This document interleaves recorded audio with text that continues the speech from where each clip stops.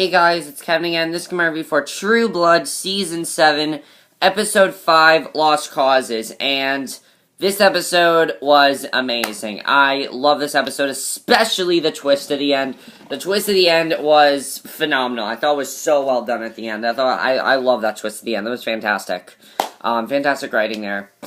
And, one of the things I loved about this episode was that all the storylines were in the same place at the same time. We've had these separate storylines for a bunch of episodes, but in this episode, all those storylines, everyone was in the same place in the same time, having a good time.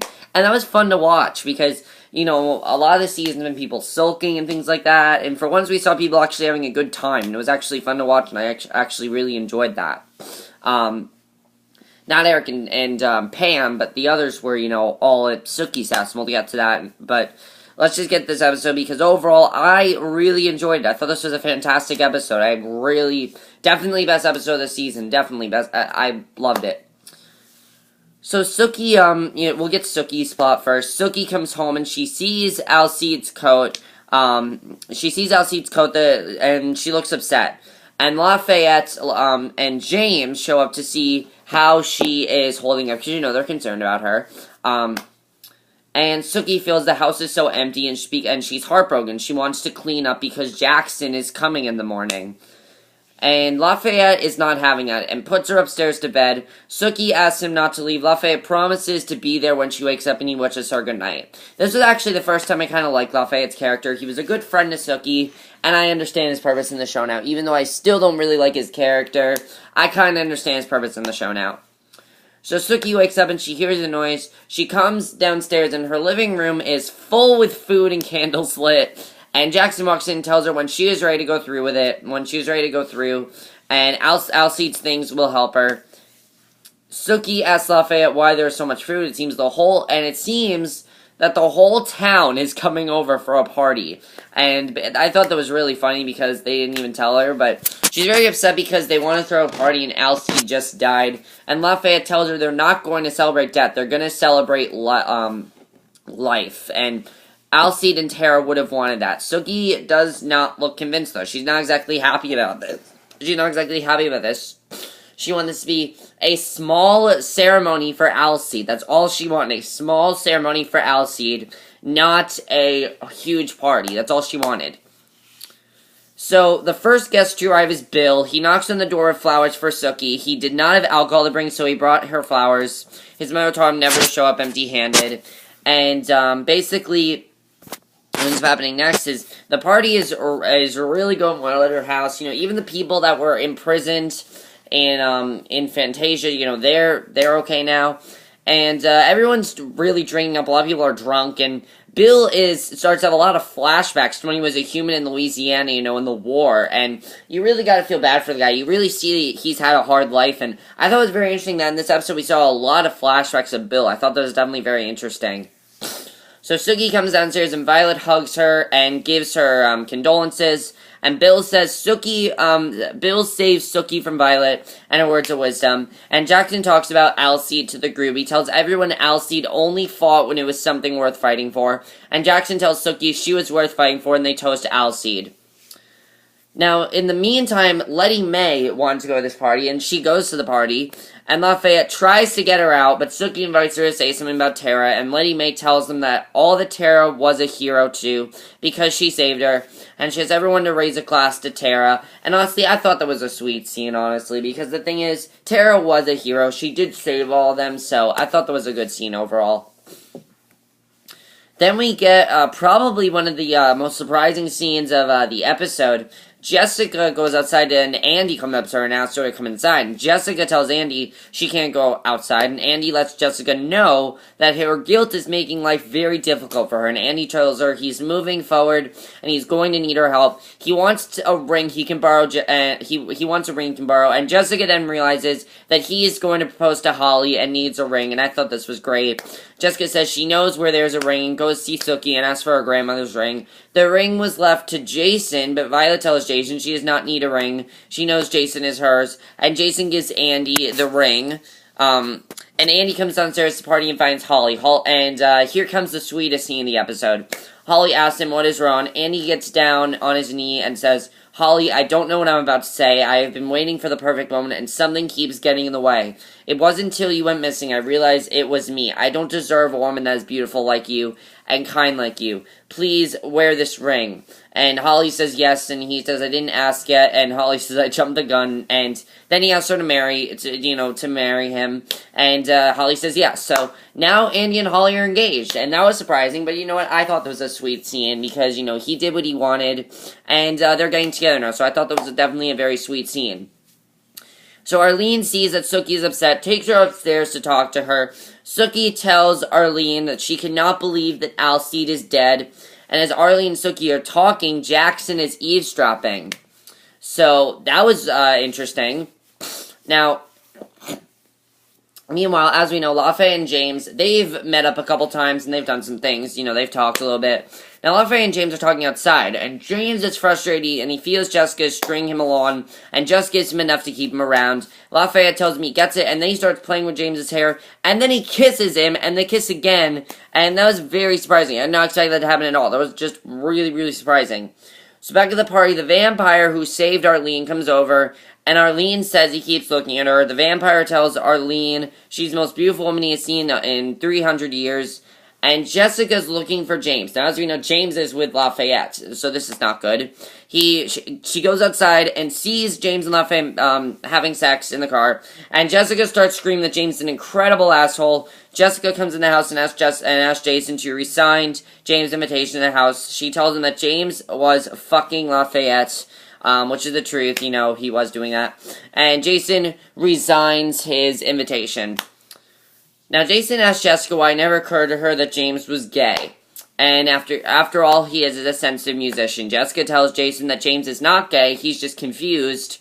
And Lafayette knocks on the door and lets Jessica know that James is not for her. That Jessica never took any time to find out anything about James. He tells Jessica that James is a good man, and if she does not want him, she should let him go, and Lafayette will take care of him. So, I thought that was definitely very interesting. That was really big. So then back to the flashback, we see another flashback with Bill during the Civil War time when he was human. And, I thought this was a good flashback. And Sookie then sees Bill outside, and she asks him if it is safe to come outside. Bill is leaving, and Sookie grabs him, hugs him, and thanks him for seeing her the way she cannot see herself sometimes. She then heads back to the party, and hears all the voices. She hears Letty Mae say she's going to stab Willa to get vampire blood to hear what Tara needs stuck on the other side. Sookie runs over, sees Letty Mae going after Willa, and then stabs her, pulls Letty Mae off Willa because she does not want Willa to die, and Lafayette takes Letty Mae out of the party, and then Sam's pregnant girlfriend has a meltdown because people have died and they are celebrating, and Sam takes her home. So Jason and Jessica talk, and basically Jessica thinks that maybe Lafayette was right. Jason tells her that he is having second thoughts about Violet as well. He tells her that Violet is not the person he wanted to put his grandmother's ring on. And Jessica tells him he's the sweetest man in the world, because as you know, Jason and Violet, all we've really seen them is they've had sex. She just really wants sex from him. Now, Jessica then starts to kiss him, and basically, what's happening is, basically Jessica and Jason actually end up having sex, and Violet overhears them, and this is not good, because, Jason and Violet's with Jason, so this is going to be very interesting to see what happens next. So back at Sookie's house, she takes Alcide's jack and lies in her bed smelling it, and that was kind of sweet. So then we get probably the biggest scene of them all, the biggest reveal of the episode, because Bill is in the tub, and he's having another flashback to when he was human. And basically in this flashback, this is the most crucial flashback of them all. He's telling his wife he does not want to fight, but he does not see a way out of it. He tells his wife, Caroline, that she is his first love, he has loved her forever, and he promises to come back after the war. But then, so yeah, that was definitely a very sad scene, and you got to feel bad for the guy because he didn't get to see his family again. It was just really sad. So then back to current time, he gets out of the bathtub, wraps a towel around himself, goes to the mirror, and to his surprise, he sees veins starting on his chest, and he knows that he is now infected with the Hep V virus. Wow, this is going to get so much more interesting now, because now Bill is infected with the Hep V virus, which brings me to one question.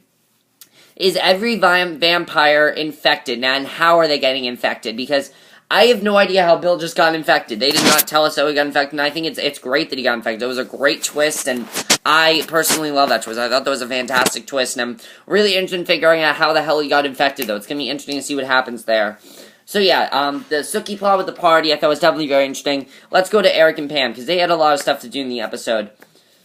So tonight's episode, basically, the episode actually opened up with where we left off last episode, with after the aftermath of the fight at Fantasia, and Willa does not want us to go with Eric, and she's ranting about Eric, who did not pay attention to her, and she only learned anything because of Tara, and Willa thinks that Eric was a troublemaker, was a terrible maker, and Eric tells Willa that he agrees he was a terrible maker, and Eric lets Willa know he's going after Sarah, and Willa tells Eric she won't go with him, but if he releases her, she will tell Eric and Pam everything she knows. So Eric releases her and is in pain. Pam says it's like getting hit in the cooch. She says it's like getting hit in the cooch, isn't it? And Willa tells Eric and Pam that Sarah is with his sister, Amber, that is a vampire, and Eric and Pam are shocked that Sarah could have had a vampire sister, and Willa lets them know that she thinks that Sarah is in Dallas, and basically they head off to go to Dallas, and Ginger is there, and, Ginger still likes Eric, so I thought that was kind of funny with Ginger and Eric, that was definitely funny. So yeah, that was definitely very interesting.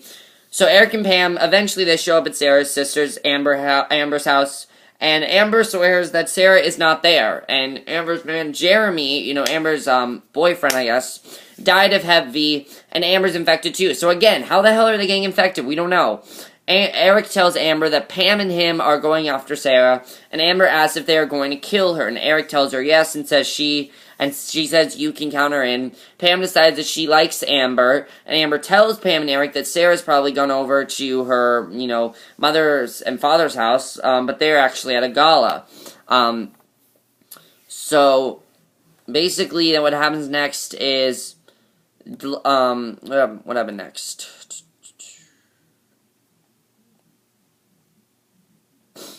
Pam and Eric, they're at the Republican Gala because, she said that her mother was at the gala. And Pam tells Eric that the gala is one of the most disturbing things she has ever seen. And then we are over to, oh, by the way, I did miss a very important scene before. Where is it?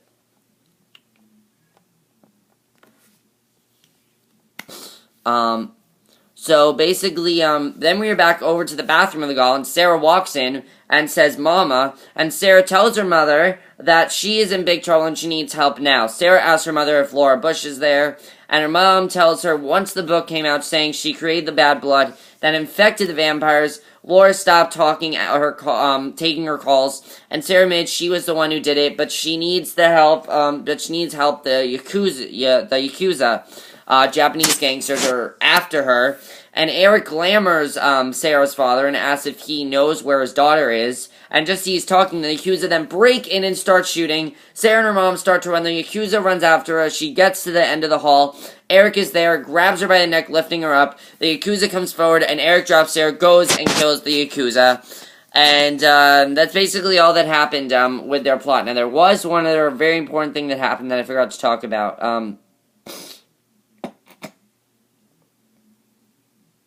Basically, it had to do with Pam and Eric. They were going to the gala, and basically, when Eric took his shirt off, she gets upset because he is stage 2, actually, which means that he is going to die. So, basically, if you're stage 1, you have a chance of living, but if you're stage 2 with this virus, you're probably gonna die. So Eric is probably gonna die, and that's not a good thing, because we don't want him to die, obviously. So it's gonna be interesting to see what happens with him, definitely. And I have this question, how do you get this virus? I want to know. How do you get the virus? Because nobody is saying how you get this virus. Because now Bill has the virus, Amber has the virus, her brother died of the virus, Eric is dying, now we know. And it's definitely gonna be interesting to see what happens with this virus. I'm very interested in seeing what's gonna happen. Now, as far as Eric goes, we know he wants to kill Sarah. We know that's going to happen. Is he going to kill her? I don't know. We'll have to see what happens next, but it's definitely going to be interesting to see what happens. As far as Jason and Jessica, what's going to happen with Violet? Obviously, Jason was with Violet. He has to break it off with Violet. We'll have to see what happens there. Andy and Andy and Holly, I thought they were probably the cutest part of the episode. I thought definitely that was great. Now we're at the halfway point of the series. After this, there are only five more episodes left of True Blood forever. So we'll have to see what happens next, but it's definitely going to get very interesting to see what happens next. Very interested in seeing what's going to happen next, but overall, this episode was the best episode of the season. I really did love it. I thought this was a very intense, crazy episode. Absolutely loved it. But that's been my review. Hope you guys enjoyed it, and I will see you guys in my next video, which will be my review for The Strain. So I'll see you guys for that. Okay, bye.